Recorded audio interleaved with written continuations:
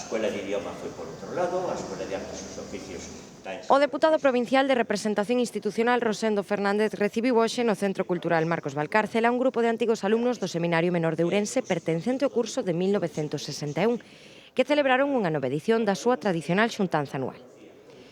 Durante o encontro, Fernández deulles a benvida en nome da Deputación de Ourense e destacou a importancia de conservar estes vínculos de amizade e pertenza, mantidos ao longo de máis de 6 décadas e por riba da distancia. Os integrantes do grupo, todos eles naturais da provincia, tiveron que trasladarse a diferentes puntos de España ao abandonar o seminario para desenvolver as súas respectivas traxectorias profesionais. Agora, xa xubilados, aproveitan o mes de agosto para regresar á súa terra e compartir unha xornada de convivencia e lembranzas.